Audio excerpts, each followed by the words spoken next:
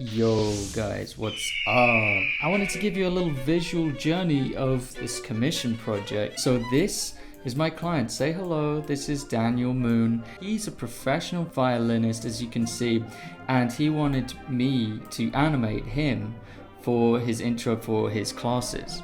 So this was a challenge because I had never touched a violin in my life and I didn't even know if I could draw a violin. I had never tried to draw a violin. I needed to test that out. I went on to Daniel's Bilibili page and I just screen grabbed a bunch of pictures of him doing his thing, you know?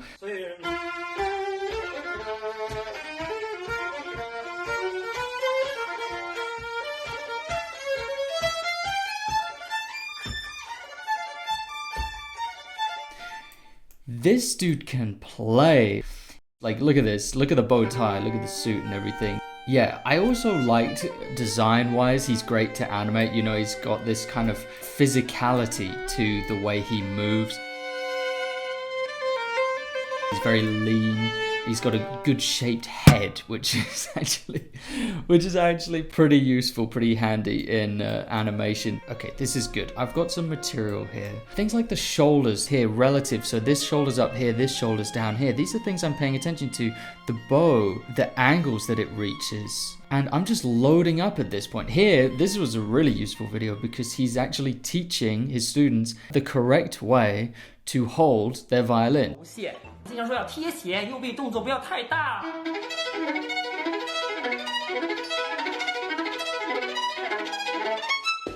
That was a very useful video for me because I needed to know for drawing him. When I was talking with Daniel, he wanted to integrate waves and surfing into the animation. So I thought, great, because I've just been working for the last 2 years on my magnum opus short film, which is about surfing. So I showed him this clip, which is a little GIF, just to show him like, this is something that I do. This is in my wheelhouse. And while I was doing that, I was also drawing. And these were my first drawings of him in Photoshop, getting a feel for what it would look like, thinking like, how does it feel, him playing the violin while he's on a surfboard? And I looked in my inspiration folder, and there's one guy that I knew I had to pull up his pictures as inspiration, Claude Weisbuch, or Claude Weisbuch.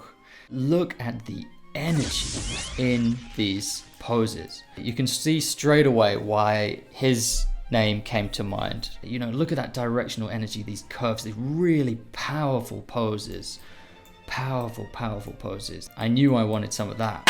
You'll notice one thing, in some of these, he's wearing just a simple vest, like very casual wear, and then others, he's wearing the full-blown tuxedo suit and tie type thing. This is interesting to me because it represents two different aspects of his personality, right? I feel like this is more Daniel. He puts on the suit, but really underneath the suit, he's this very free spirit, energetic, big personality. I liked this contrast between his onstage persona and him by himself when he gets to choose what he wants to wear. Based on that, I wanted to create a transition. So I've drafted this up just as a whip. As he's playing, his suit is blowing away in the wind like a flame. He sheds the shell of his exterior when he starts to play from the heart.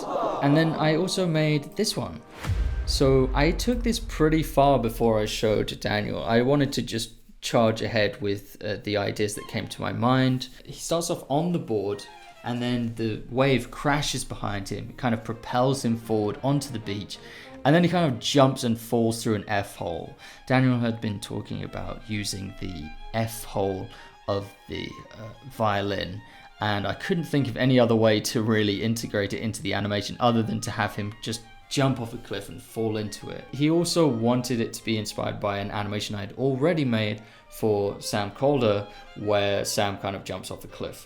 So with the client interaction, sometimes you have these back and forths where the client will send back an idea that they had gotten from this, and when you get stuck, you can often go to your client and ask them what they think. You're trying to create this thing based on something that they would really like. So Daniel actually started to diagram what he had in mind, And these were really interesting to me. You know, he's trying to signal camera movement. It kind of goes into the head of the violin, which looks like a wave, doesn't it? It's kind of spiraling a lot like a wave.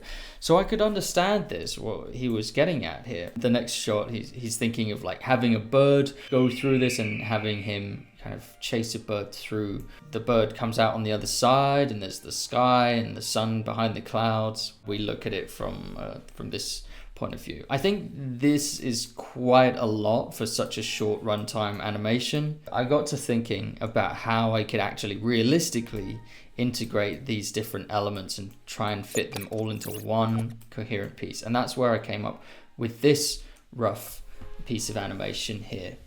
So we rotate around, the bow tie turns into a bird, and we have that transition effect, and then he meets up with the bird on the other side, and we have this kind of logo. So there's a lot that's happening in quite a short space of time. But those were my rough keyframes, and then it was just a matter of polishing it up and adding colors and in-betweens and things like that.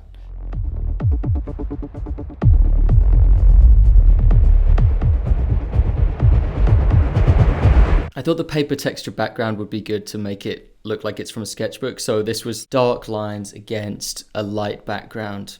This kind of method involves less coloring, less finesse, and it keeps it sketchy feels. I was kind of hoping that he would go for that one and say, yes, this is perfect. But no, he wanted to go with the original plan, which was to have it at nighttime. I was not sure if that would work when it came to the wave and the lighting on the wave. But I thought, why not? Let's give it a try.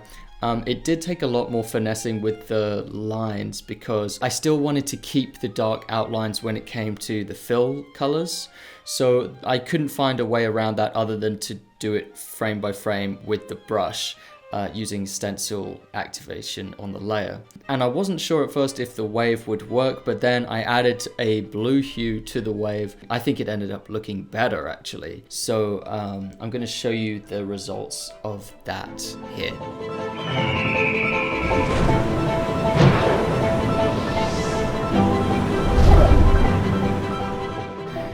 And that's the journey, guys. I love commissions like this. The size of this one's just right for me, really fun.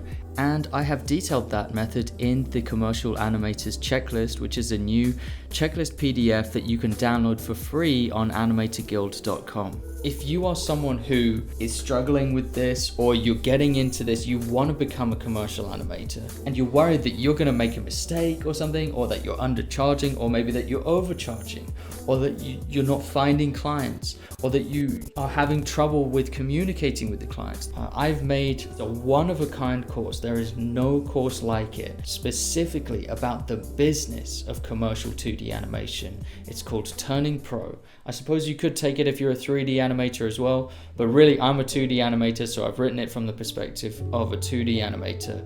We've got animators on the inside right now. We're all exchanging information together. We have a group of animators who are diverse in our skill sets, but we have a common goal, and that is to thrive as commercial 2D animators.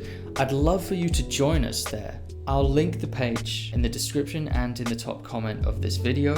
I've outlined a small amount of the process here, but there's a lot of other decisions that go in, and you can learn about those decisions on animatorguild.com.